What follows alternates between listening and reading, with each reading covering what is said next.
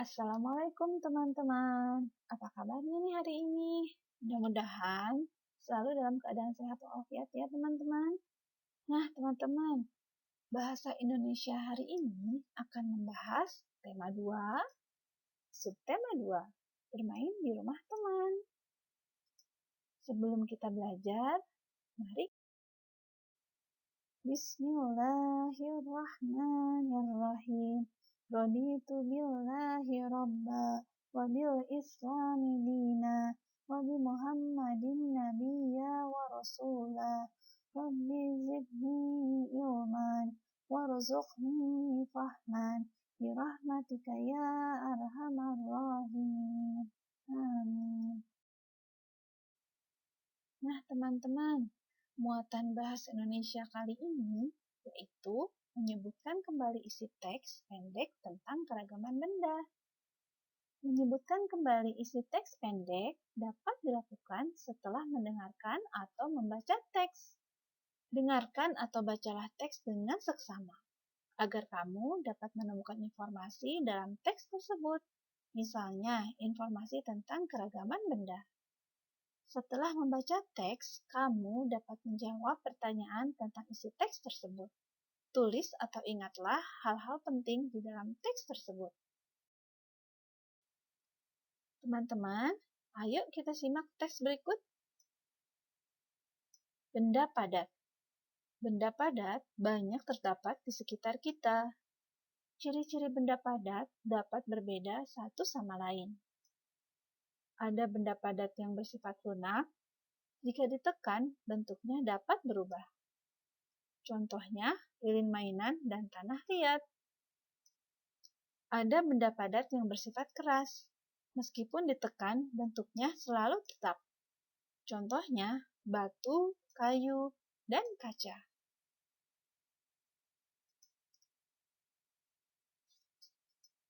Ada juga benda padat yang bersifat lentur. Jika ditarik atau ditekan, akan berubah. Kemudian kembali ke bentuk semula. Contohnya, karet gelang. Teman, dari teks yang kita baca sama-sama tadi, ayo sebutkan ciri-ciri benda padat yang lunak, keras, dan lentur. Ciri benda padat yang bersifat lunak, jika ditekan, bentuknya dapat berubah. Contohnya, lilin mainan dan tanah liat. Ciri benda padat yang bersifat keras, meskipun ditekan, bentuknya selalu tetap. Contohnya, batu, kayu, dan kaca. Ciri benda padat yang bersifat lentur, jika ditarik atau ditekan, bentuknya akan berubah. Kemudian kembali ke bentuk semula. Contohnya, karet gelang. Teman-teman, ayo kita simak lagi teks berikut. Benda cair. Masih ingatkah kamu apakah benda cair itu? Apa saja benda cair yang ada di rumahmu? Sifat benda cair tidak selalu sama. Ada benda cair yang bersifat kental, contohnya kecap manis, madu, dan oli. Ada benda cair yang bersifat encer, contohnya air mineral, sari buah, dan susu cair. Meskipun berbeda, sifat dasar benda cair sama, yaitu bentuknya sama seperti wadah. Yuk, sekarang kita cari benda cair di sekitar kita.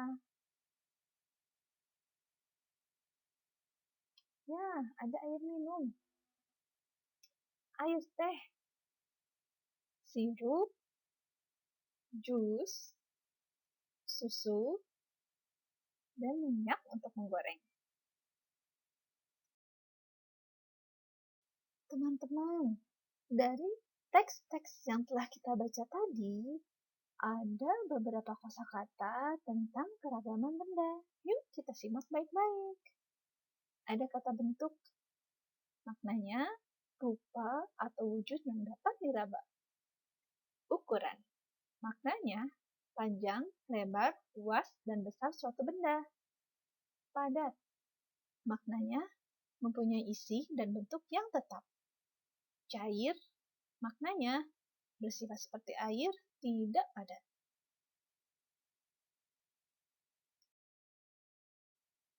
Teman-teman, yuk kita simak lagi teks berikutnya.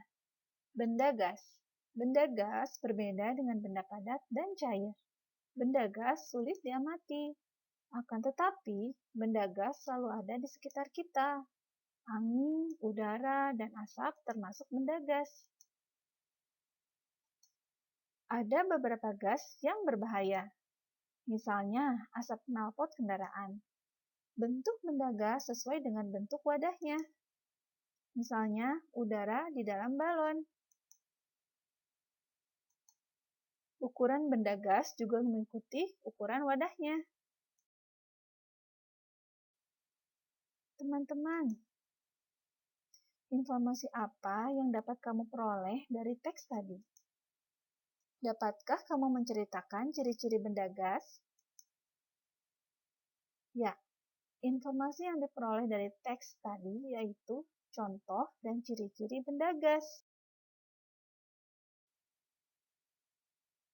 Ciri-ciri benda gas yaitu tidak bisa dipegang, tidak bisa dilihat, bisa dirasakan, memiliki volume.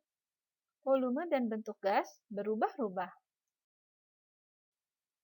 Teman-teman, tadi kita sudah membahas benda gas.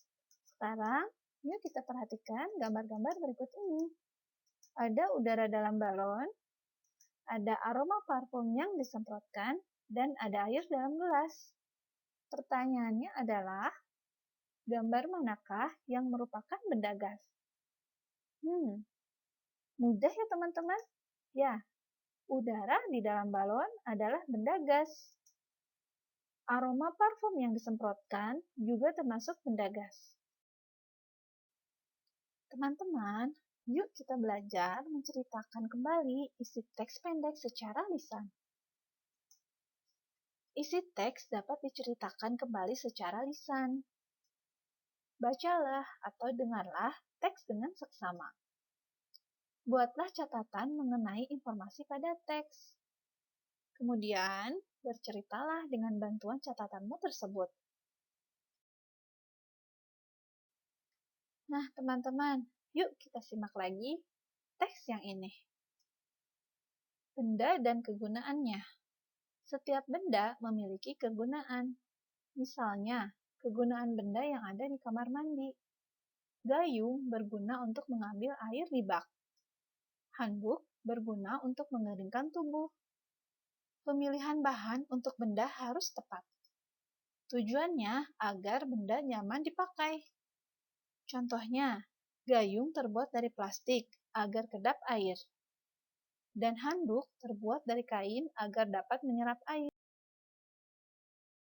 Nah, teman-teman, berikut ini adalah informasi penting yang dapat kita ambil dari teks yang tadi. Kegunaan benda yang ada di kamar mandi. Di antaranya ada gayung, berguna untuk mengambil air di bak. Ada handuk, berguna untuk mengeringkan tubuh. Tujuan pemilihan bahan pada gayung dan handuk. Pada gayung, terbuat dari plastik agar kedap air. Handuk terbuat dari kain agar dapat menyerap air. Nah, teman-teman, bagaimana? Mudah bukan menemukan informasi penting yang terdapat dalam teks? Ya, mudah-mudahan teman-teman sudah paham ya. Tugas teman-teman di rumah kali ini adalah, yuk kita perhatikan gambar berikut ini. Ya, ini adalah gambar suasana dalam rumah. Sebutkan minimal 4 benda yang ada di dalam gambar. Dan sebutkan juga kegunaannya. Teman-teman, ceritakan kembali dalam bentuk video ya.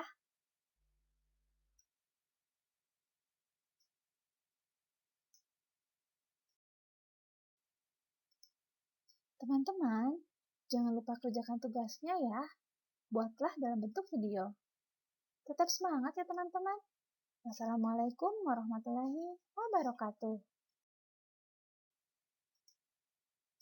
Belajar memang melelahkan, namun akan lebih melelahkan lagi jika saat ini kamu tidak belajar.